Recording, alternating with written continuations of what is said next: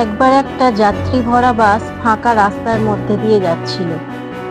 রাস্তার মধ্যে না ছিল কোনো বাড়িঘর, না কিছু, শুধু চারিদিকে ধুধু করছে মাঠ আর বড় বড় গাছপালা। আর এই সময় প্রচুর বজ্র বিদ্যুৎপাত সহ বৃষ্টিপাত হচ্ছিল।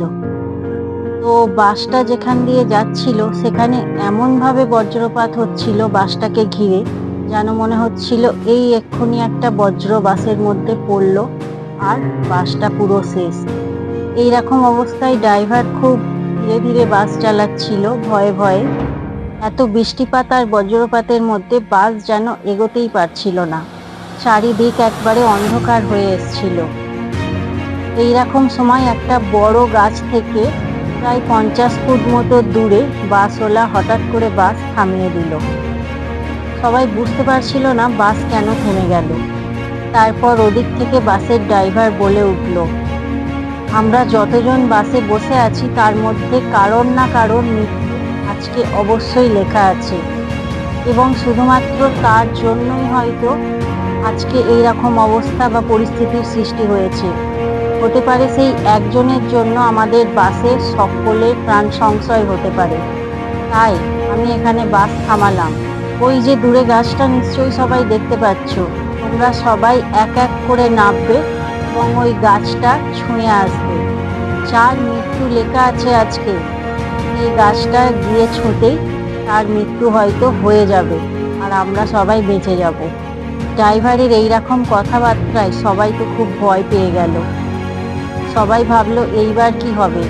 প্রথমত তো কেউ যেতে চাইলো না, কিন্তু কিচ্ছু করার নেই।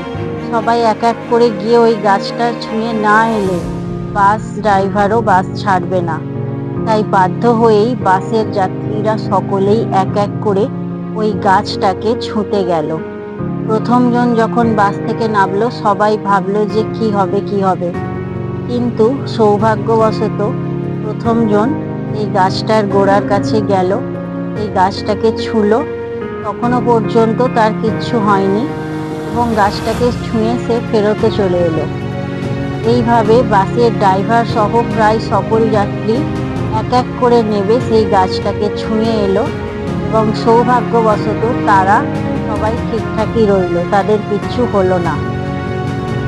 এবং শেষে শুধুমাত্র একজন যাত্রী অবশেষ ছিল। তখন সেই শেষের জন এতটাই ভয় পেল, সে ভাবলো হয়তো আজকে আমারই মৃত্যু লেখা আছে। তাই সে ভয়ে প্রথমত তো বাস থেকে নামতে চাইছিল না, কিন্তু সকল যাত্রীরা তাকে দোষারোপ করতে শুরু করলো যে তোমার জন্যই আমাদের আজকে প্রাণ চলে যেতে পারে, তাই তোমাকে অবশ্যই নেবে ওই গাছটা ছুঁয়ে আসতে হবে। যদি তোমার জীবন আজকে থাকে তো তুমি বেঁচেও যেতে পারো, তাই দয়া করে নামো এবং ওই গাছটা ছুঁয়ে এসো।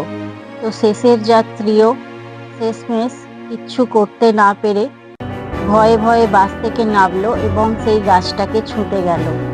সে আস্তে আস্তে গাছটার দিকে এগোলো এবং গাছটার কাছে পৌঁছে যেই গাছটাকে ছুঁলো, অমনি আকাশ খুব জোরে একটা গর্জন করলো এবং খুব জোরে একটা বজ্রপাত হলো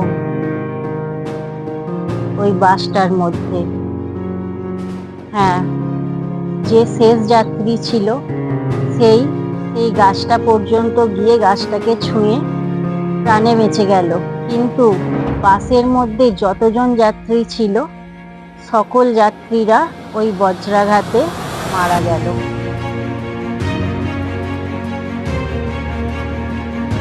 তো এই গল্পটা আমাদের দুটো শিক্ষা দিয়ে গেল।